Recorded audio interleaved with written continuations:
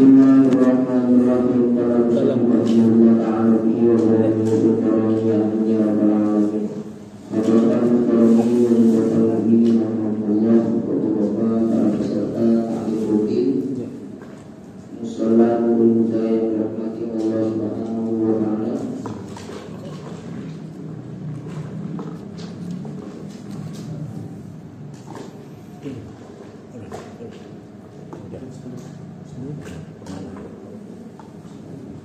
Pada kesempatan malam hari ini kita masih akan membahas tentang Tafakkur Qorib, masih pada rukun-rukun sholat. Pada kesempatan yang lalu kita sudah menjelaskan wal-julus baina sajdatain wa tuma'ninah. Sekarang kita akan menjelaskan tentang wat-tasyahhudu fihi wassalatu ala nabi sallallahu alaihi wasallam, yaitu tasyahud akhir, membaca tasyahud akhir atau tasyahud saja. Yaitu pada kesempatan kali ini kita akan membahas tentang tasyahud, dan di dalam tasyahud itu ada membaca sholawat kepada Nabi besar Muhammad sallallahu alaihi wasallam. Tasyahud ini disebut sebagai tasyahud akhir. Maksudnya adalah bacaan tasyahud yang setelah kita baca itu menandakan membaca akhir salam.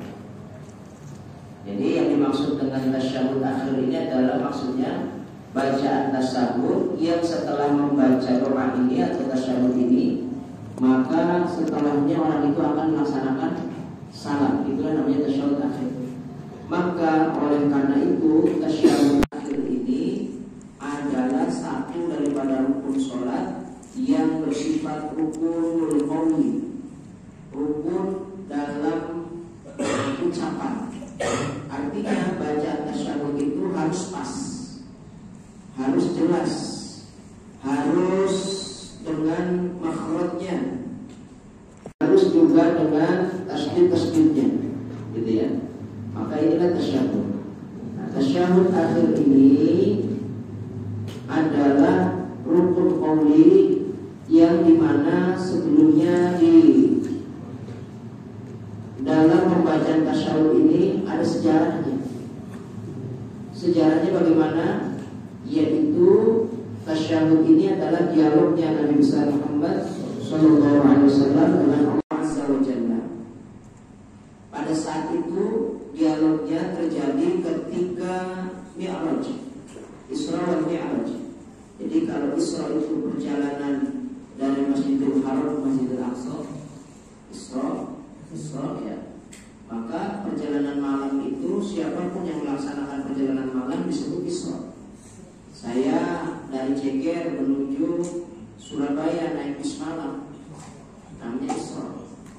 Atau Bapak pergi dari sini ke Tanah Abang berjalan malam, itu namanya Isra. Isra itu adalah bepergian malam, perjalanan malam. Sedangkan Mi'raj ini dilakukan Rasulullah SAW dari Masjidil Aqsa menuju Rafratul Aqdar kepada Sidratil Muntaha, lalu juga Mustawa, ketemu Allah Subhanahu wa taala, itu namanya Mi'raj. Naiknya seorang hamba bertemu dengan Allah Subhanahu wa taala, yaitu Rasulullah SAW. Nah, Mi'raj ini, Isra wal Mi'raj ini terjadi pada malam Senin, hari Minggu ya. Terjadi pada malam Senin, tanggalnya 27 Rajab. Tanggalnya 27 Rajab. Tahunnya disebut dengan Amul Huzn, tahun huzn, tahun kesedihan. Kenapa disebut tahun kesedihan? Karena pada saat itu Nabi Muhammad SAW baru kehilangan dua pilar, kehilangan dua backup. Jadi ketika Rasulullah SAW beribadah, ketika Rasulullah mengajar ajaran agama Islam, mendakwah kepada ajaran agama Islam, ada dua orang yang menjaga Rasulullah sehingga Rasulullah tidak dibunuh sama orang kafir Quraisy. Satu, Siti Khadijah, istrinya. Istri Khadijah ini priai bangsawan dari bangsa Arab, Binta Khuwailid, putranya Bapak Khuwailid. Beliau ini adalah bisnis handal, pedagang hebat yang bukan hanya terkenal di Jazirah Arab, tapi di luar Jazirah Arab beliau itu terkenal. Honor ini Pak, yang sekarang jadi tanah haram. Itu 2/3-nya milik Siti Khadijah, tanahnya. Jadi 2/3 tanah haram yang sekarang itu, coba nanti Bapak itu tanah haram itu berapa hektar yang sekarang jadi tanah haram. 2/3-nya milik Siti Khadijah, 1/3-nya milik orang-orang bangsa Quraisy, bangsa Arab rata. Banyak 1/3 itu.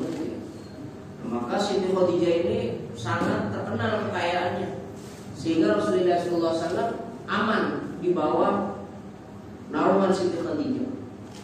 Maka ada ayat tuh bunyinya wa wajadaka dhallan fahada. Jadi mohon maaf. Jadi kalau orang tangguh jangan menafsirin ayat ini. Dalam artian tangguh itu pemahamannya tangguh. Pemahamannya bagaimana? Bukankah kamu pernah sesat lalu Allah beri petunjuk? Bahasa sesat itu diterusin. Bahasa sesat itu dijadikan pemahaman oleh orang-orang yang nggak ngerti tafsir, bahkan sama sekali nggak belajar tafsir. Bahwasanya dulu Nabi Muhammad itu pernah sesat. Padahal yang dimaksud itu Nabi Muhammad bingung, lalu potensinya ditemukan oleh Siti Khadijah. Jadi Siti Khadijah yang membimbing, yang mementori Rasulullah SAW sampai Rasulullah SAW bisa menjadi orang yang hebat luar biasa. Makanya betul kata pepatah, di belakang suami hebat ada istri yang hebat. Jadi lihat itu Pak, nggak ada laki-laki hebat kecuali istrinya hebat. Bapak Soeharto berkuasa di Indonesia jadi presiden 32 tahun, jenderal penuh, bahkan bintang 5 ya, bintang 5. Istrinya hebat. Kalau istrinya nggak hebat, luar biasa. Saya lihat film judulnya Janur Kuning. Kenapa Pak Harto bisa hebat kayak gitu? Istrinya ahli tirakat. Mau ke medan perang dipisahin, dilepas sama istrinya.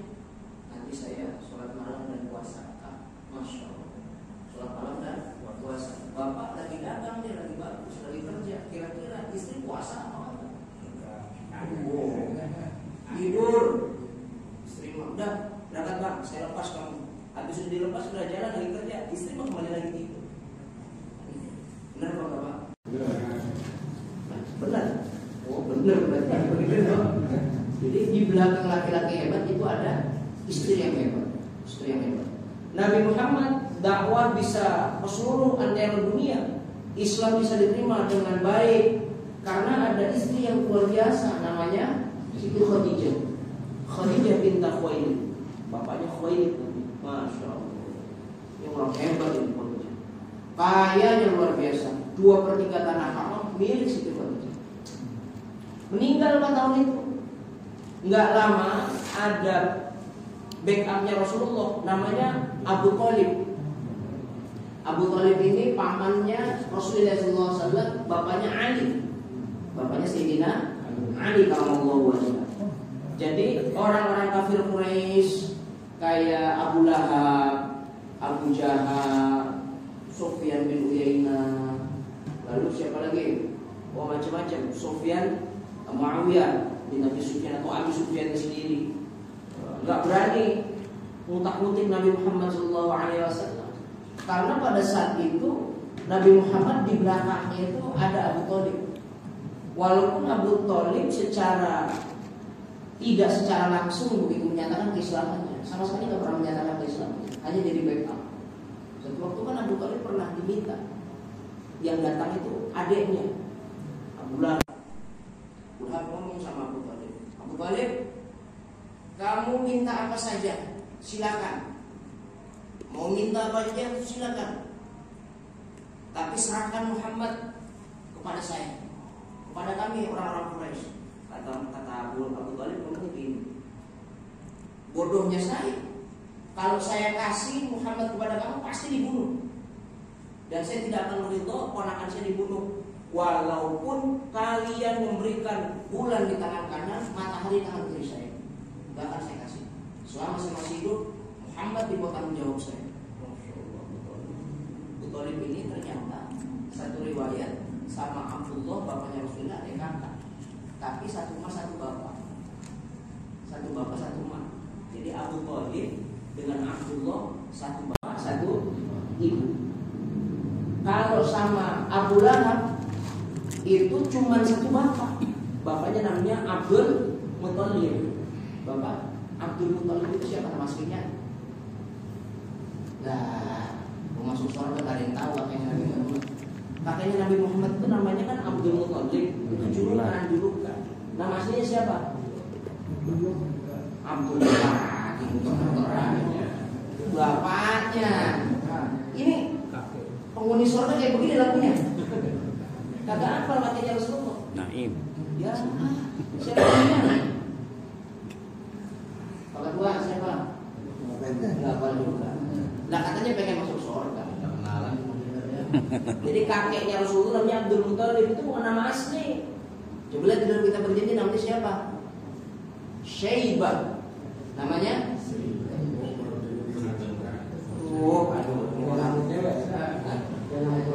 Syaibah. Bukan Osaibah. Kalau Osaibah malah punya merah, maka Osaibah itu pada punya orang merah. Syaibah. Jadi Abdul Muthalib itu julukan. Kenapa disebut Abdul Muthalib? Karena kalau dia kan kuncen ya Pak, kuncen Ka'bah. Jadi kalau dari rumah menuju Ka'bah, menuju Masjidil Haram yang sekarang Masjidil Haram jadi Ka'bah itu dibonceng dari belakang, dibonceng, naik sesuatu, naik unta, dibonceng, atau kadang-kadang naik kerbau, naik sapi, dibonceng. Makanya namanya Abdul Muthalib, hamba yang dibonceng. Sekarang tahu ya Pak ya. Jadi penting gak ngaji? Penting. Nah, jadi agak penting juga ngaji kelihatannya kan gitu. Ternyata bapak-bapak nama pamannya Nabi, nama kakeknya Nabi itu tidak tahu. Padahal kita salah satu rukun daripada kita mau masuk surga itu hubbu ali baiti, cinta keluarganya Rasulullah. Gimana mau cinta keluarganya Rasulullah kalau nggak tahu namanya? Udah nggak tahu namanya mau cinta? Nggak apa namanya mau cinta? Ya nggak mungkin lah. Itu nggak mungkin cinta kalau gitu. Nah, balik lagi. Itu sama Abu Lahab cuma satu bapak, tak ada satu ibu. Yang satu bapak satu ibu itu namanya Abdullah dengan Abu Thalib. Abu Thalib ini makanya gigih, luar biasa, tolongin Rasulullah SAW. Tapi tidak pernah mengucapkan kalimat Islam.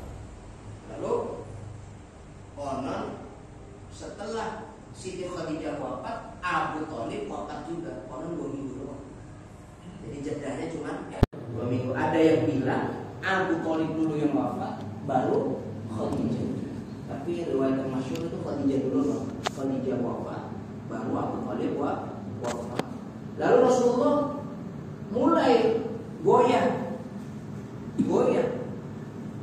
ngomong gini, mata Rasulullah, kapan ini datangnya pertolongan Allah? Saya diembargo, saya diintimidasi, saya dibully habis-habisan orang kafir Quraisy. Mata Rasulullah, kapan datangnya pertolongan Allah? Sedangkan orang yang membackup saya dua-duanya diambil. Namanya Amul Huzun, tahun kesusahan. Sehingga tahun itu Amul Huzun itu setahun sebelum hijrah, 1 tahun sebelum hijrah. Lid Qasliyah, untuk menghibur Nabi Muhammad SAW. Nabi Muhammad SAW diperintahkan atau diberikan hiburan namanya Isra wal Mi'raj. Jadi Isra wal Mi'raj itu hiburan dari Allah menuju untuk kepada Rasulullah SAW. Kalau istri kita lagi sumpah, lagi nggak enak, marah-marah mulu, ajak jalan-jalan. Maksudnya begitu. Bapak suka ngajak jalan-jalan kan sama bini. Buka pusat, pokok seminggu sekali ke taman Brutas. Taman Brutas. Ngapain taman Brutas? Jalan yang jauh, Puncak gitu. Puncak. Dan itu saya sama istri itu kadang-kadang suka iseng, Pak. Iseng itu bahasa gini. Kelihatannya nih orang udah butuh refreshing gitu. Udah naik motornya, yuk jalan. Mau kemana ya? Uri jalan aja. Pokoknya motor sejalannya aja, atau nyampe di puncak habis pindah balik lagi. Mobil apa? Balik lagi kan gitu. Setelah itu fresh lagi, seger lagi, senang lagi. Maka istri jangan dapur, kasur, sumur, dapur, kasur, sumur, itu aja. Lakukannya kayak goreng, ajak jalan-jalan. Pak, saya kasih tahu, bapak kan berani nikahin istri kan? Istri bapak kan dinikahin sama bapak, beranian bapak kan gitu ya. Istri itu punya hak. Istri itu punya hak. Dengerin, jangan lupa nih. Nanti kalau ada pengajian ibu saya kasih tahu biar nanti dia minta. Istri itu punya hak. Hak pertama, istri itu kalau makan seminggu sekali kasih daging. Seminggu sekali, jangan tempe tahu. Dibacem, digoreng, diorek. Dibacem, digoreng, diorek. Kan begitu. Wajib dosa kalau nggak ngasih makan daging seminggu sekali. Bukan ayam itu ikan ayam soalnya. Daging itu sapi, kerbau, unta, kambing. Wajib. Nah, sama sekali ada di korban. Jangan mau semuanya seminggu sekali, setahun sekali. Saya kasih Pak, setahun sekali, ya korban. Atau mungkin kalau lagi dapat kikok.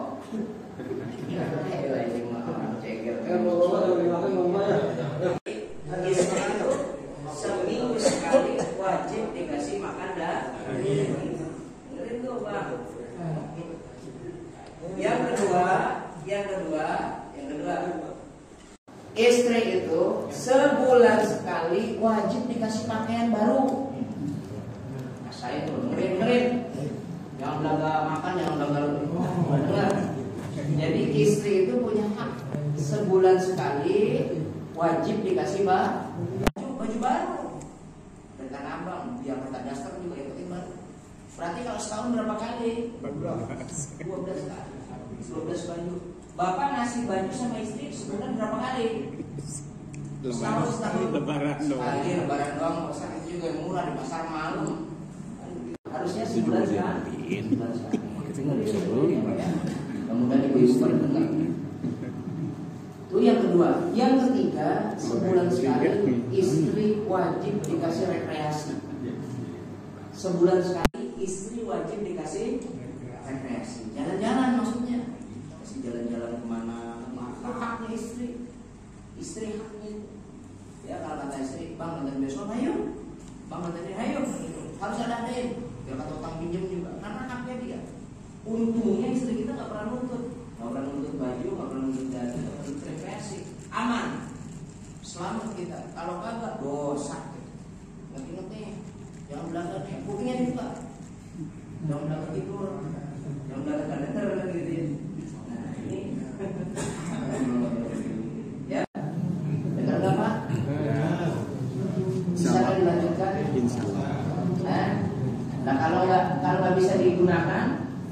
Kalau nggak bisa masuk kalau tidak bisa dikerjakan, udah tutup aja pengajian. Berarti nggak berhasil untuk pengajian itu. Berarti pengajiannya tidak berhasil. Jadi pengajian itu untuk diamalkan. Apa untuk didengar doa? Diamalkan, didengar doa? Diamalkan. Karena untuk diamalkan berarti amalin. Jangan sampai nggak diamalin. Amin ya. Ini balik. Rasulullah ngomong tuh mata Rasulullah, kapan datangnya pertolongan Allah? Saya udah habis-habisan, ternyata yang jadi backup saya diwafatkan oleh Allah Subhanahu wa taala. Dua-duanya diambil.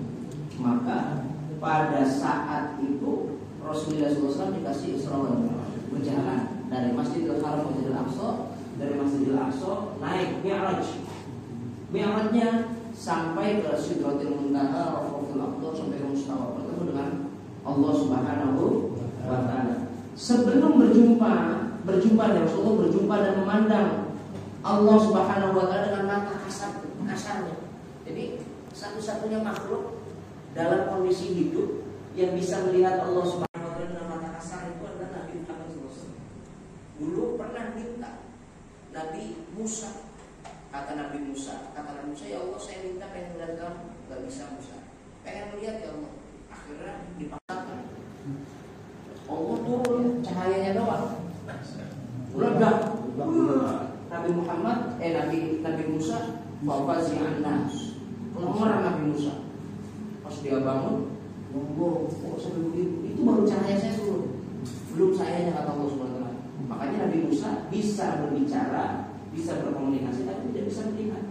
Makanya Nabi Musa disebutnya kalamullah. Wa kallamallahu Musa taklima. Allah itu bisa berbicara dengan Nabi Musa dan sebenarnya berbicara. Kalau berbicara bisa, tapi melihat nggak bisa. Nah, Nabi Muhammad satu-satunya orang dalam keadaan hidup, dalam keadaan sadar, dalam keadaan hidup dengan keadaan sadar, berjumpa dan memandang dengan matanya langsung zat Allah Subhanahu wa taala. Nabi Muhammad SAW. Saat Nabi Muhammad melihat jisimnya, bentuknya Allah Subhanahu wa taala, yang bentuknya jisimnya, zatnya Allah Subhanahu wa taala, maka ketika melihat zatnya Allah, Nabi Muhammad sebagai penghormatan lalu at-tahiyat. Kalimat yang Rasulullah itu at-tahiyatul mubarakatus shalawatut thayyibat, yang artinya at-tahiyat penghormatan, al-mubarakat keberkahan, at-thayyibat kebaikan, itu barakatuh, as-shalawat segala kebagusan itu milik Allah Subhanahu wa taala. Jadi milik Allah semuanya, bukan milik manusia. Karena melihat zat yang begitu luar biasa sebagai penghormatan. Ya, mubarakatuh sholatu thayyibatun lillah. Setelah thayyibatun lillah, maka Allah menjawab, assalamu alayka ayyuhan nabiyyu wa rahmatullahi wa barakatuh. Itu jawabannya Allah. Semoga keselamatan bagimu wahai Nabi yang dirahmati dan diberkahi. Lalu Nabi Muhammad jawab lagi. Nabi Muhammad menjawab lagi nih. Nabi Muhammad dikasih sholawat, dikasih keberkahan, dikasih doa sama Allah Subhanahu wa taala tadi itu. Jawabannya kan tadi doa itu. Assalamu alayka ayyuhan nabiyyu wa rahmatullahi wa barakatuh. Nabi Muhammad enggak mau. Kata Nabi Muhammad, ya Rabb, jangan cuma saya dong diselamatkan. Jangan cuma saya dong dikasih sholawat. Jangan cuma saya dong dikasih kehidupan. Maka Nabi Muhammad SAW ngomong assalamu alayna. Tuh, assalamu alayna. Semoga keselamatan untuk kita seluruhnya. Naknya itu kembalinya kepada umat Nabi Muhammad. Masya Allah. Nabi Muhammad umat kita. Kita ingat gak Nabi Muhammad? Jadi ketika dapat penghormatan dari Allah, ketika dapat salam dari Allah, Nabi Muhammad enggak serta-merta menerima. Dia ngomong assalamu alayna wa ala ibadillahis shalihin. Semoga keselamatan buat kita semuanya. Naknya ini terhadap umat Nabi Muhammad yang pinter, yang bodoh, yang pinter, yang bodoh, yang cakep, yang tua, yang muda, yang taat, yang soleh, yang maksiat sekalipun. Nah, itu masuk kepada umat Nabi Muhammad. Jadi semua umat Nabi Muhammad asal Islam, maka orang tersebut dapat selawatnya, dapat rahmatnya, dapat keberkahannya akibat doanya Nabi Muhammad SAW. Wa ala ibadillah sholihin, dan khusus juga untuk hamba-hamba yang soleh, yang mau ibadah, yang mau sholat, yang mau bayar zakat, yang mau haji, yang mau umroh, itu wa ala ibadillah sholihin. Tapi assalamualaikum itu lingkupnya lebih luas.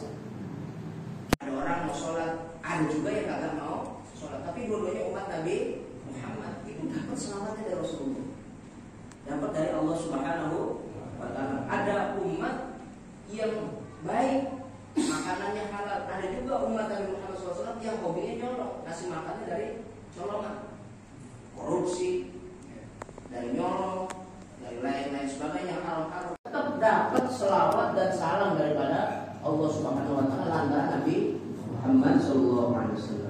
Sehingga disaksikan oleh malaikat. Kata malaikat, luar biasa Muhammad, luar biasa Nabi Muhammad. Dikasih sholawat sama Allah, dia nggak mau, kecuali umatnya juga takut, kecuali umatnya juga ikut.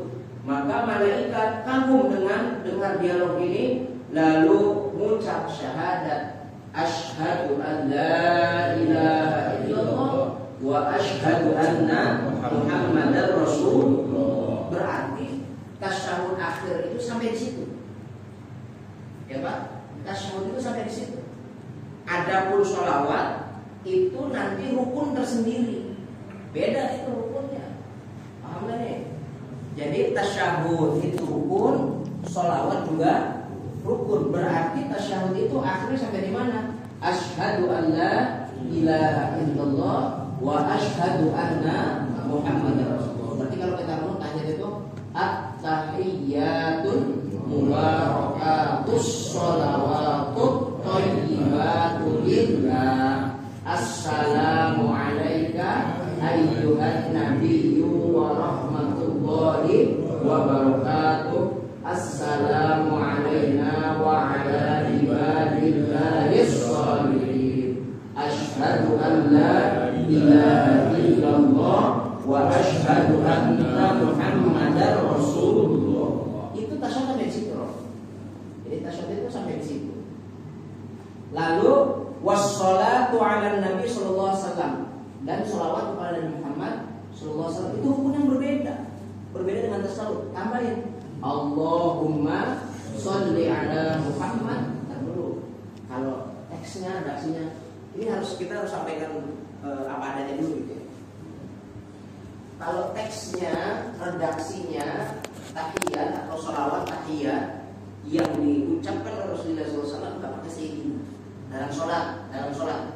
Allahumma sholli ala Muhammad wa ala ali Muhammad. Itu sholawat sampai di situ. Berarti kalau salam assalamualaikum warahmatullahi nggak boleh. Ada sholat sampai di situ. Adapun amma sholli ta'ala ila akhir sampai fil alamin innaka hamidum majid sunnah. Sholawat itu sampai situ. Allahumma sholli ala Muhammad wa ala ali Muhammad. Redaksi awalnya cuman al-imam menyatakan, al-imam Asy-Syafi'i menyatakan, dan juga Ashabus Syafi'i menyatakan bahwasanya yang namanya sholawat baik di dalam ataupun di luar sholat, di dalam ataupun di luar sholat, maka masih diperkenankan dan sunnah diperkenankan untuk menggunakan kalimat sayyid. Jadi pendapat Imam Syafi'i, Allahumma sholli ala sayyidina Muhammad wa ala ali sayyidina Muhammad. Kalau yang mau otentik tak pakai sayyidina di luar, di dalam sholat. Tapi mohon maaf, kalau saya sholat di condong pakai sayyidina, bukan berarti Ustaz NU, bukan, nggak ada kaitannya dengan NU. Memang saya lahir Ustaz dan cari ilmu di pondok pesantren itu bukan karena NU-nya. Tapi coba bayangkan, saya manggil Pak Abdullah ini kan lebih senior dari saya usianya, bukan lebih tua, lebih senior. Atau Pak Ayat, saya manggilnya nggak pakai Pak. Ya, kira-kira sopan banget. Padahal cuma sama Pak Ayat. Iya. Kita manggil Sayyidul Alamin wa Khairul Bariyah, sebaik-baiknya pimpinan, seutama-utamanya makhluk dan juga penghulunya manusia. Masa manggil mana aja? Sopan apa gitu? Sopan. Coba aja Pak Komandan berpanggil namanya doang misalnya Pak, sama Kopral. Wah, Kopral itu bisa pusat itu. Kamu nggak tahu saya komandan, misalkan. Ini dalam apa namanya, dalam salah pangkat, kan gitu ya. Masa sama Rasulullah SAW nggak mau jah itu apa namanya, kehebatan, kemuliaannya Rasulullah nggak mau ditampakkan. Harus ditampakkan. Jangan sembarangan. Jangan bilang bentar-bentar wah bid'ah itu pakai sayyidina, kan Rasulullah nggak pakai. Bahkan Nabi Muhammad ngomong, ana sayyidul arab wal ajam. Rasulullah tuh ngomong pakai sayyid. Ana sayyidul arab wal ajam. Saya ini pimpinannya, penghulunya orang Arab dan juga orang ajam itu orang di luar Arab. Rasulullah pakai sayyid. Jadi ini sebenarnya karena littahiyah, panggilan penghormatan, sehingga Rasulullah SAW harus dipakaikan kalimat sayyidina. Jadi ini intinya, boleh pakai sayyidina dalam sholat ataupun tidak pakai sayyidina. Tapi kalau Rasulullah ngajarinnya nggak pakai sayyidina. Cuma yang berpendapat kata Sayyidina ini Ashab Syafi'i. Imam Syafi'i itu bukan main-main, Pak. Imam Syafi'i itu bukan kita yang, mohon maaf, pemahaman agamanya dangkal, cetek. Imam Syafi'i itu 7 tahun sudah hafal Quran. 7 tahun hafal Quran. Mohon maaf, 4 tahun hafal Quran. 7 tahun, 6 tahun hafal kitab gurunya, Muwatta namanya. Jadi gurunya Imam Syafi'i namanya Imam Malik. Imam Malik ini punya kitab namanya Muwatta, 10.000 hadis, bahkan lebih. Hafal. Saya punya kitab Muwatta. Kitab Muwatta itu 4 jilid besar, 500 halaman lebih. Hafal. Bapak hafal berapa ayat? Pak, hafal berapa ayat? Kuliah yang muter-muter. Ada baca ayat buat ini, ujungnya malasri. Nah, Bang Salim itu kan gitu ya. Wa tawassaw bil haqqi wa tawassaw bis sabr. Kita lihat di mana? Kalau bacanya sih buat ini. Wa tini wa zaitun wa turi sinin wa hadzal baladil amin. Laqad khalaqnal insana fi ahsani taqwim summa radadnahu asfala safilina illa alladziina aamanu wa 'amilus shalihati wa tawassaw bil haqqi wa tawassaw bis sabr. Keliru itu. Pas ditanya, Bang, kok tadi bacanya awalnya watini, ujungnya wal asri? Itu hebatnya saya. Dua surat jadi satu. Hebatnya saya paling hebatnya. Ini mau pembelaan. Wa tawassaw bil haqqi wa tawassaw bis sabr. Imam Syafi'i 6 tahun hafal kitab Muwatta. 6 tahun hafal kitab Muwatta. 7 tahun jadi mufti. Mufti negaranya. Mufti itu apa? Ketua MUI kalau di Indonesia. Jadi 7 tahun jadi mufti. Imam Syafi'i itu 7 tahun jadi mufti. Coba kita setua ini jadi apa? Jadi apa kita setua ini? Nggak jadi apa-apa kan gitu. Itu Imam Syafi'i 7 tahun jadi mufti. Kalau sekarang kalau di Indonesia namanya ketua MUI. Ketua MUI sekarang namanya Kiai Miftahul Akhyar. Jadi Miftahul Akhyar di usia yang cukup tua, 70-an. Alim, luar biasa, wajar pendidikannya. Imam Syafi'i 7 tahun jadi mufti, memberikan fatwa, ketua mufti, ketua fatwa pada saat itu. Sehingga satu waktu Imam Syafi'i lagi puasa nih Pak, lagi Ramadan, disuruh menyampaikan fatwa. Jadi Imam Syafi'i tolong sampaikan fatwa. Habis baca fatwa, habis memberikan fatwa turun dia minum susu, duduk. Lah, kok sampai minum susu nggak puasa? Lah saya kan belum balik. Saya kan masih anak-anak. Yang wajib puasa kalian kan, saya kan nggak wajib puasa. Iya benar juga. Imam Syafi'i. Jadi habis ngasih fatwa minum susu. Ini masyhur dalam kitab Al-Um. Jadi habis ngasih fatwa, minum susu. Lu orang 7 tahun udah wajib puasa belum? Belum bandel tapi sudah jadi mufti. Kalau kita habis ngasih fatwa minum, bisa dimenangin gitu. Kenapa minum? Iya ya, kenapa? Lupa kira tadi. Nah, Imam Syafi'i luar biasa Imam Syafi'i. Nah, kata Imam Syafi'i, di dalam atau di luar pakai kalimat sayyidina terhadap sholawat kepada Nabi Muhammad SAW. Jadi kalau saya karena Syafi'iyya dan juga karena ta'ziman wa takriman kepada Nabi Muhammad SAW, saya tetap pakai sayyidina. Walaupun yang diajarkan oleh Rasulullah SAW itu tetap pakai sayyidina. Jadi pernah satu waktu ada sahabat diajarkan oleh Rasulullah SAW itu nggak nurut. Maksudnya nggak nurut begini. Rasulullah datang lalu digawaikan wedang, dibikinkan minuman.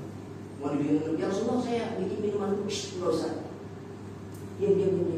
Saya cuma pengen ngobrol dong. Enggak ya Rasulullah, saya bikinkan minuman. Enggak diam kata Rasulullah gitu. Sudah diam. Nah, akhirnya dia kata enggak ya Rasulullah, saya pengen ngasih minuman. Diam. Belum. Tapi nggak nurut. Akhirnya panggil orang sini. Kamu duduk di situ. Saya ngambil minuman dulu. Konon yang dibikinkan itu kopi. Bikinkan kopi. Nah, ketika dibikinkan minum kopi, ya kopinya bukan kopi kayak kita gitu ya, kopi orang Arab gitu, kasih minum kopi gitu, lalu taruh kan gitu. Kata Rasulullah, kamu nggak nurut, disuruh jangan bikin minuman, Ya Rasulullah, saya takliman wa takliman. Saya taklim, saya hormat kepada Anda, masa Anda datang kok saya nggak ngasih apa-apa, nggak ngasih minum, nggak ngasih apa. Kata Rasulullah, saudara. Benar. Berarti al-hurmat afdal min at-ta'at. Hormat itu lebih baik daripada taat. Ingat-ingat ya Pak. Bapak naatin perintahnya Rasulullah SAW dengan pakai kalimat kata pakai sayyidina. Tapi hormat lebih utama daripada taat. Ini Rasulullah yang ngomong buat saya. Caranya gimana? Kita menghormati Rasulullah pakai kalimatnya sayyidina, berarti lebih utama daripada ketaatan. Kenapa? Karena ketika kita hormat, maka kehormatan itu juga bisa membawa kepada ketaatan. Kita nyebut sholawat plus ada hormatnya. Contoh lagi. Kenapa hormat itu lebih utama daripada taat? Nih, kalau kita jadi penghuni masjid, penghuni musola taruh ya, penghuni musola siapa saja, nggak mesti bangsa, siapa saja. Ketika kita hormat, maka ketika lihat, bangsa ini melihat ada air membeng, pasti dia sendokin tuh airnya, digojokin air biar nggak membeng, kotor disapuin, ada debu dipakum dan lain sebagainya. Itu namanya hormat. Kalau taat, kudu diperintah dulu. Ada ketua masjid, Lim, tolong tuh sapuin kotor, tolong tuh tarikin airnya. Itu namanya taat. Melakukan berarti taat. Tapi yang lebih utama hormat. Kenapa? Kagak disuruh aja dikerjain. Apalagi disuruh. Ini mah hormat kagak, taat kagak. Orang Indonesia. Ada kayak gitu? Banyak. Pas giliran, banyak orang nih, mondok, nggak kelihatan kan gitu. Masya Allah. Nah itu makanya al-hurmat afdalu minat ta'at. Tanpa disuruh aja ngerjain, apalagi disuruh. Itu namanya. Makanya hormat itu lebih utama daripada taat. Makanya harus Bapak bangun itu bukan taat, tapi hormat dulu. Kalau udah hormat pasti taat. Tapi kalau taat belum tentu ada hormat. Ini bahasa tinggi itu nanti ada dalam bahasa tasawuf. Belajar tinggi. Bisa dipahami apa ya? Nah jadi ini dialog dan ternyata tasyahud itu cuma sampai asyhadu an la ilaha illallah wa asyhadu anna muhammadar rasulullah. Hukum tidak membaca tasyahud menjadikan sholat tidak sah. Ingat-ingat. Ketika kita tidak membaca tasyahud, maka sholatnya tidak sah. Kenapa tidak sah? Karena tasyahud ini adalah rukun min arkanis sholat. Rukun daripada beberapa rukunnya sholat. Tidak membaca itu ada dua macam. Tidak membaca itu ada dua macam. Maksudnya ada dua. Satu, emang benar-benar kagak baca. Tahiyat kagak dibaca, emang benar-benar. Ketika habis duduk di atas kursi, dia sujud kedua, duduk, diem aja, bengong. Pas yang lalu assalamualaikum belum baca tasyahud. Nah itu namanya nggak baca tuh, terpesona, apa terngantuk, kengantukan misalkan gitu ya, ngantuk. Mobil itu sholat subuh, nggak baca tuh tasyahud. Emang nggak baca itu namanya nggak baca. Ada kalanya dia baca, tapi dianggap nggak baca. Kenapa demikian? Karena bacanya nggak sesuai aturan main yang dilaksanakan atau dibaca oleh Rasulullah SAW. Rasulullah tasawufnya bagaimana? Harus kayak Rasulullah. Kan gitu. Rasulullah tasawufnya kayak gimana? Panjang pendeknya, tahiyatnya, tasawufnya kayak begitu. Maka ikutin Rasulullah. Kalau nggak sesuai dengan aturan berarti nggak baca. Dianggap nggak baca. Jadi nggak baca itu benar-benar kagak baca. Yang kedua baca tapi nggak sesuai aturan main. Nah, selanjutnya baca tasyahud itu ada 4 jumlah kalimatnya, cuma 4 jumlah tahiyat. Kalau sampai nggak bisa, kalau sampai nggak lolos, ini kebangetan, cuma 4 doang. Gimana? At-tahiyyatul mubarakatus sholawatut thayyibatu lillah. Satu. Assalamu alayka ayyuhan nabiyyu wa rahmatullahi wa barakatuh. Assalamu alayna wa ala ibadillahis shalihin.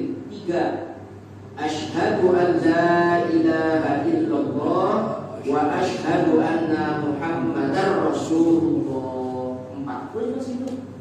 Dibacanya cuma 4. Ilok kalau bisa kayak begitu. Masa nggak bisa kayak gitu?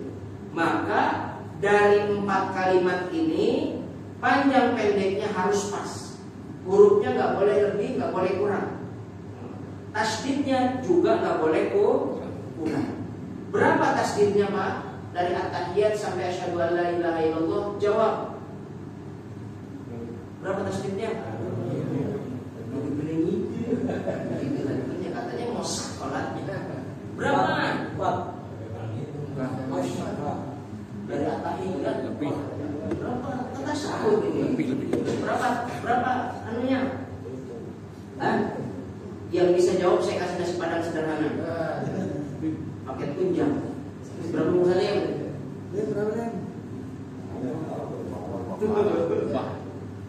Lupa nggak tahu. Nah kalau lupa mah pernah ingat. Lupaan gitu. Ada berapa? Nggak jadi nasi tunjang padahal tadi. Pak Komandan udah ngomong kalau bisa ada yang bisa saya beli nasi tunjang semuanya. Cuma saya doang yang tahu. Pak, mohon maaf, saya sebelum ngaji sini sebelum datang ke sini tunggu.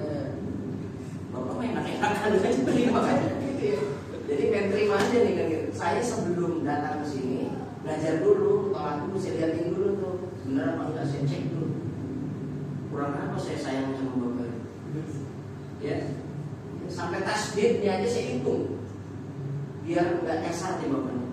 Berapa tasdidnya itu?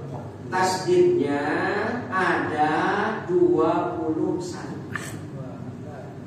Jumlahnya 21.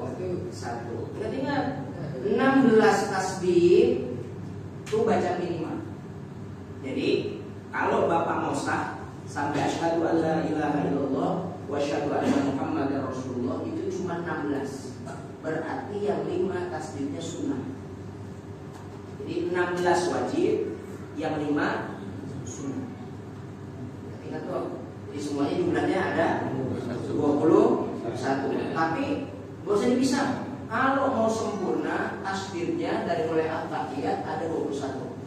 At-tahiyatun mubarakatus sholawatut thayyibatul lillah.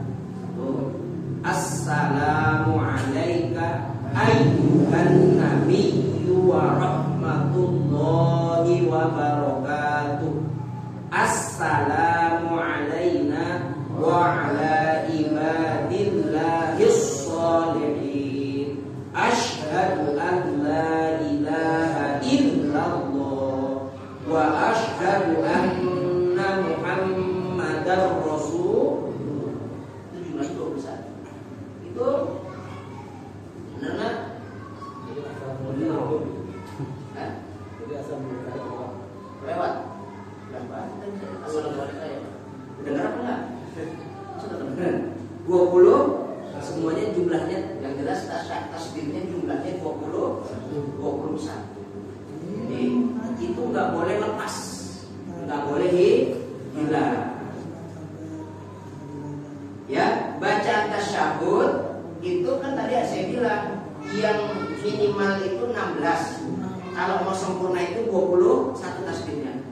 Berarti bacaan tasyahud itu ada bacaan minimal, ada bacaan sempurna. Nah, bacaan minimal bunyinya begini. Bacaan minimal nih dalam kita fikih. At-tahiyyatu lillah. Belum selesai itu. At-tahiyyatu lillah. Salamun alaika ayyuhan nabiyyu wa rahmatullahi wa barakatuh. Salamun alaina wa ala ibadillahis sholihin. Asyhadu an la ilaha illallah wa asyhadu anna Muhammadar Rasulullah. Itu minimal. Bacaan minimal. Berarti tasdidnya 16. Masih ingat tadi saya baca gimana bunyinya? Coba ya, saya ulangi ya. At-tahiyyatu lillah. Yang benar gimana kalau kita biasanya gimana? At-tahiyyatu wa barakatuh sholawatu sempurna, bacaan sempurna. Ini bacaan minimal. At-tahiyyatu lillah. Ya. Gitu ya. Lalu salamun alaika ayyuhan nabiyyu wa rahmatullahi wa barakatuh. Kalau kita kan assalamu ya. Kalau ini salamun berapa kali ulang. Lalu salamun alaina wa ala ibadillahis sholihin. Baru asyhadu an la ilaha illallah wa asyhadu anna muhammadar rasulullah. Itu boleh bacanya kayak gitu, boleh, silakan. Cuman itu bacaan minimal. Kalau bacaan maksimal kayak gimana? Seperti tadi. At-tahiyyatus mubarakatus shalawatut thayyibatu lillah. Itu tingkatan orang-orang pada masa Rasulullah SAW yang imannya sudah kuat, bacaannya sudah bagus. Dulu aja Rasulullah pertama itu at-tahiyyatu lillah, salamun alaika ayyuhan nabiyyu wa rahmatullahi wa barakatuh, salamun alaina wa ala ibadillahis sholihin. Itu diajar Rasulullah yang pertama. Kenapa? Karena pada saat itu keimanan belum tertata dengan rapi, belum bagus gitu ya, sehingga Rasulullah SAW itu ngajarnya pendek-pendek. Nah ini kalau kita lagi ngajarin orang, jangan yang panjang-panjang dulu, jangan yang berat-berat dulu, yang biasa-biasa aja dulu. Jangan sampai kita ngajarin tapi ternyata jadi beban buat mereka. Nah kalau ngajarin orang mualaf yang baru masuk Islam, jangan yang berat-berat. Ngajarin gimana sholat tapi sholatnya yang ringan-ringan, gitu ya. Nah syarat-syarat agar tahiyat itu menjadi sempurna ada syaratnya. Syarat yang pertama, dibaca kedengaran kuping sendiri. Pakai kuping sendiri, kedengaran sama kuping sendiri. Sunnah, dengerin pakai kuping sendiri. Jangan cuma diem aja. Oh kamu gak baca tahiyat di dalam hati, ya gak sah. Rukunnya rukun qauli, rukun ucapan. Maka rukun qauli itu, rukun ucapan itu harus terdengar kuping sendiri. Tapi tidak juga suara kita harus masuk ke kuping orang lain. Jangan sampai tamu-tamu suruh kedengaran kuping sendiri, biarin kuping orang juga harus kedengaran. Nah, nggak boleh begitu juga, jangan begitu juga. Jadi jangan ganggu. Yang kedua, bacaan tasyahud sambil duduk. Jadi kalau baca tasyahud itu sambil duduk, jangan sambil berdiri. Nah, baca tasyahud sambil berdiri, benar apa enggak itu? Salah, sambil duduk kecuali uzur. Dia kagak bisa duduk. Misalkan pantatnya ada bisul 15, nggak bisa duduk tuh, uzur namanya. Maka tahiyatnya sambil berdiri, boleh apa enggak? Boleh, uzur. Begitu. Nah, jadi tahiyat itu duduk, baik duduknya dalam posisi tawarruk atau iftiras. Kalau tawarruk itu duduk tahiyat akhir, kalau iftiras itu duduk tahiyat awal. Kalau duduk tahiyat awal dalam tasyahud itu kalau ada uzur boleh. Uzurnya apa misalkan? Ternyata kakinya asam urat. Nah ini nggak bisa melipat. Duduk, nggak mesti iftiros, nggak mesti tawarruk. Iftiros boleh. Bahkan nggak iftiros juga boleh. Duduknya di atas kursi boleh. Itu namanya udzur. Namanya udzur. Kan Pak Prabu tentara dulu. Sekarang asam urat juga. Tetap aja bajian. Waktunya udah waktunya. Nggak ada masalah. Jadi ad-din yusrun, agama itu mau. Jadi kalau nggak bisa duduk, baru boleh untuk duduknya idealnya tawarruk, duduk tahiyat akhir. Kalau nggak bisa duduk iftiras, duduk yang senak punya gimana bebas enak gitu ya. Itu namanya wudu. Ketiga, bacaannya harus berbahasa Arab. Tahiyat itu bahasa Arab, nggak boleh ditranslate. Ada orang ngaku nabi palsu, namanya Sayyuti. Diraca ekek ada nabi ngaku namanya Nabi Sayuti. Dia itu pelatih badminton sama tukang sayur, apa namanya? Tukang cukur. Soalnya terjemah at-tahiyyat segala penghormatan, al-mubarakat segala keberkahan, as-shalawat segala doa keselamatan untukmu Allah. Ini mana namanya? Mesti translate. Udah bahasa Arab aja. Makanya belajar di apa? Dia pagi. Masa nggak hafal gitu ya? bacaannya berbahasa Arab. Ketiga terus menerus, nggak boleh diputus. Habis at-tahiyyatul mubarakatus sholawatut thayyibatul lillah, begitu lama, setengah jam. Saking capeknya tuh sholat, baru terus ya, ternyata nggak malu. Atau mungkin ketika at-tahiyyatul mubarakatus sholawatut thayyibatul lillah, terus puasin, ngomong alhamdulillahirabbil alamin, alhamdulillah, yahdikumullah wa yuslihu balakum, baru itu dilanjutin. Assalamu alayka ayyuhan nabiyyu rahmatullah. Karena nggak terus menerus, itu nggak malah namanya. Selanjutnya menjaga hurufnya dari mulai at-tahiyyat sampai asyhadu an la ilaha illallah, hurufnya nggak boleh ada yang keluar, nggak boleh ada yang hilang, nggak boleh ada yang nggak baca, harus sama. Yang alif dibaca alif, yang kha dibaca kha, yang sya dibaca sya, yang ha dibaca ha, yang ha dibaca ha, nggak boleh tertukar. Berat ini. Kudu belajar ilmu tajwid, kudu belajar ilmu baca seni, baca Al-Qur'an, menjaga hurufnya harus dijaga. Selanjutnya menjaga kalimatnya, jangan diganti. Kalimatnya diganti. Tasyahudnya misalkan at-tahiyyat, dia pakai as-sholawat dulu. As-sholawatu, at-thayyibatu, at-tahiyyatul, baru dibalik lagi, diulang-balik misalkan, tidak boleh. Kalimatnya harus urut sesuai yang dianjurkan atau diajarkan oleh Rasulullah SAW. Lalu tertib itu kalimat dari at-tahiyyat sampai syahadat selesai dengan rapi. Jadi nggak boleh dihilang-hilangin, nggak boleh diganti-ganti hurufnya, nggak boleh kalimatnya ditukar-tukarkan gitu ya, nggak boleh. Itu harus sesuai dengan apa yang dianjurkan oleh Rasulullah SAW. Ya, sunahnya. Ada sunahnya nih, biar Bapak dapat pahala sunnah juga. Selain menjaga tasawuf, biar bisa bacanya bagus, tetap ada kesunahannya. Apa kesunahannya? Kesunahannya kalau tasyahud duduk, kalau bila tasyahud awal duduknya iftiros. Tasyahud awal duduknya iftiros.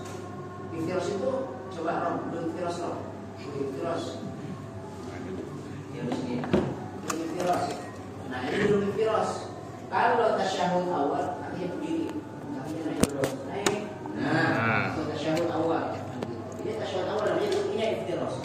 Kalau tasyahud akhir, sunnahnya duduknya tawarruk. Nah, itu dia tawarruk.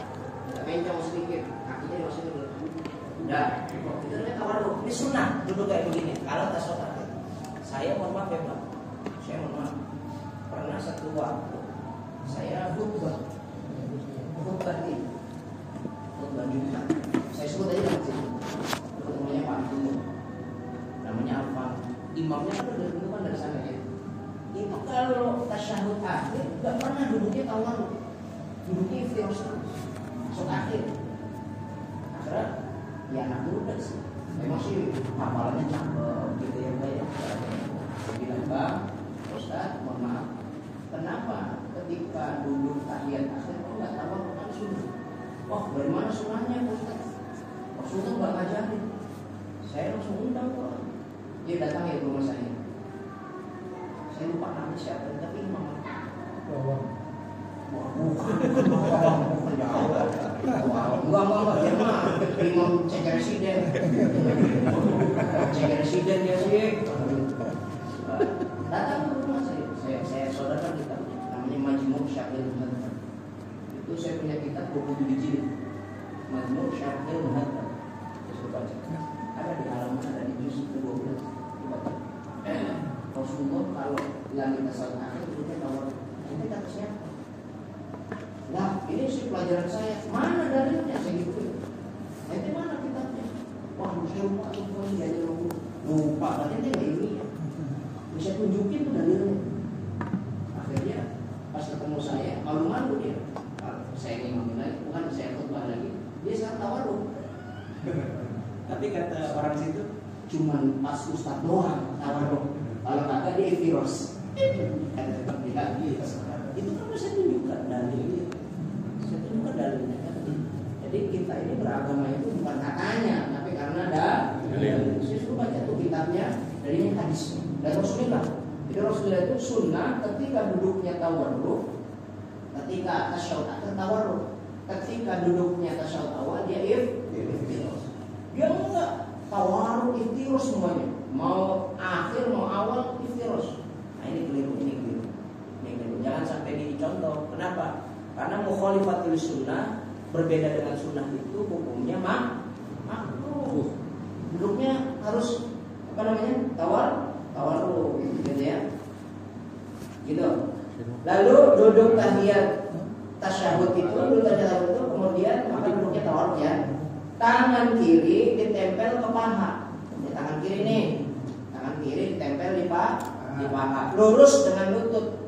Sedangkan tangan kanan dilipat, yaitu jari kelingking, manis, tengah, adapun jempol di bawah luas kedua jari telunjuk. Diangkat ketika illallah pada lafaz asyhadu an la ilaha illallah. Itu sunnah. Contoh. Ini sunnahnya begini. Ini tangan, ini dulu tahiyat akhir ya. Tahiyat akhir. Tangan ini sunnah ditaruh di paha, yang kiri di paha, tapi tidak loncat sebegini atau begini. Di sini sejajar dipasin, sunnah nih, pas nih segini aja, nah udah, jangan dilebihin. Begini kita mah, udah nangkapin ukur. Begini di sini. Nah tangan ini 3 nih, 1, 2, 3 di bawah. Ini jari jempol ini di bawah telunjuk, sehingga membentuk angka 50 di 5 dan 3. Sunnahnya Rasulullah. Taruh di paha, boleh nih, taruhnya seperti ini. 1, ya. Yang kedua, ini dibentuk 5, persis banget 5. Ini di sini. Nah, gini ya. Ini begini nih. Tuh. Sunnah nih. Ini riwayatnya Abu Bakar Siddiq nih. Lalu riwayat Umar bin Khattab angkanya 5. Nih begini. Nah, boleh begini, boleh begini. Lalu saya karena saya itu santri sarah dan santri sarah rata sama semua. Riwayatnya Abdullah bin Umar, anaknya Sayyidina Umar, itu tidak seperti ini, tidak begini, tapi angka 5 dibalik. Nah, seperti ini, taruh di sini. Tep. Jadi ada 3 riwayat tuh. 1 seperti ini, Abu Bakar. 2 seperti ini, Umar. 3 dibalik, Abdullah bin Umar. Nah, asyhadu an la ilaha illallah. Illallah naik, gerakin. Dalam satu riwayat Rasulullah menggerakkan, sekali lagi, menggerakkan jari, bukan menggerak-gerakan. Ingat itu. Kalau menggerakkan dari nggak bergerak jadi bergerak, itu namanya menggerakkan. Kalau menggerak-gerakan begini, maka mohon maaf, orang-orang yang menyatakan telunjuk kanannya harus digerak-gerakkan, itu salah baca hadis. Nanti saya kasih teksnya. Ya, teksnya itu bukan menggerak-gerakan, tapi menggerakkan jari. Menggerakkan itu dari begini seperti ini menggerakkan, Pak. Kalau menggerak-gerakan lebih dari sekali. Cepret. Saya pernah satu waktu disuruh di Times Square. Karena saya terganggu kan gitu ya. Saya lagi sholat, lagi tahiyat. Saya tangkap tangannya. Pas saya pun lagi sholat, tangkap tangan orang gitu. Saya nggak sadar. Saya tangkap kan gitu. Lagi sholat udah menerap terakhir lagi batal. Itu karena naslis dan ya. Bahkan Imam Syafi'i kalau menggerak-gerakkan jari niyatil tala'ubi, karena niatnya tala'ub, main-main, faqad batalat sholat taha, maka batal sholatnya. Kalau niatnya main-main, ulang ini bagus sih kayak gini, ulang. Niatnya main, bukan niatnya emang benar-benar tasyahud, maka dia batal sholat. Kalau tala'ub, kalau main. Nah, kesunahan berikutnya ketika asyhadu an la ilaha illallah, itu pandangan mata yang tadinya ke sujud, ke tempat sujud, pindahin ke jari. Lihat telunjuk. dilihatin tunjuknya. Sunnah. Jadi bukan di kalau sebelum kita illallah, mata itu adanya di tempat sujud, lihatin. Tapi ketika illallah, maka pindahin, aksisnya adanya di sini, tunjuk, dilihatin begitu. Itu sunnah. Yang jadi masalah, kenapa yang ditunjukkan itu jari tunjuk, bukan jari tengah, bukan jari manis, bukan jari kelingking, bukan jari jempol. Kan enak ya, asyhadu alla ilaha illallah. Enak kan? Enak ya? Enakan ini kalau saya. Kalau ini agak berat. Nah, ngangkat itu agak berat. Ternyata ada hikmah, ada sir. Kenapa Rasulullah SAW meminta orang-orang itu ketika dan kalimat asyhadu alla ilaha illallah. Nanti boleh lihat siapa yang broker dan lain sebagainya. Ternyata di antara jari kita ini, Pak, ada satu jari namanya telunjuk kanan, hanya telunjuk kanan saja, yang punya syaraf, yang punya urat, nyambungnya, nyantolnya langsung ke hati. Jadi ketika illallah itu kontaknya dari sini langsung ke hati, pas banget gitu ya, kok pas gitu. Illallah bener atau enggak nih? Di sini ada saraf, ada urat yang menyambungkan antara telunjuk dengan hati. Illallah kalau benar berarti dia menunjukkan bahwasanya Rasulullah SAW itu benar-benar orang-orang yang punya mukjizat, ilmunya kayak begitu.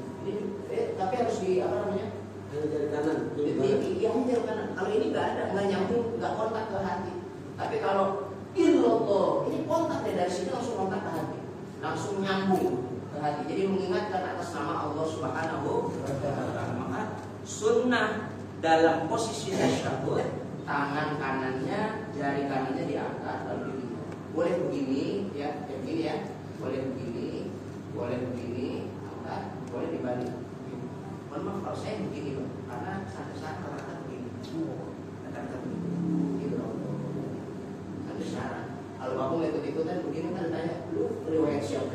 Tahu, saya nggak tahu. Jangan cari ikut-ikutan udah. Ada kan pernah mau jawabnya lu kan. Ya kalau nanti ditanya nggak tahu kan gitu, repot kan gitu ya. Gitu. Gitu ya. Biasa Bapak gimana? Gini ya. Boleh kalau ini saya nambah. Jadi kalau gitu gimana? Ilmunya kalau karena kalau gitu udah langsung gini nih. Jangan, begini aja dulu. Dia begini. Nanti naikin, beratnya naik. Illallah. Iya, kalau naik begini juga. Iya, ada yang sini lagi saya. Oh gitu. Enggak, dari mulai tahiyat sudah membentuk. Iya, sudah membentuk. Dari mulai tahiyat itu sudah. Tadi saya lihat sudah membentuk banyak gimana dia nggak digerakin ya. Jadi kalau nanti masuk illallah, kayak kita gitu loh Pak. Kayak gini, illallah. Sekarang saya lihat dulu gini. Illallah, kan gitu. Nah, saya kalau gini soal bingung nggak digerakin dengan ilmunya jadi nggak terus. Iya. Jadi dari awal sudah membentuk, lalu ketika illallah atau gini illallah kan bisa. Itu menunjukkan namanya bergerak atau menggerak, bukan menggerak. Sallallahu alaihi wasallam.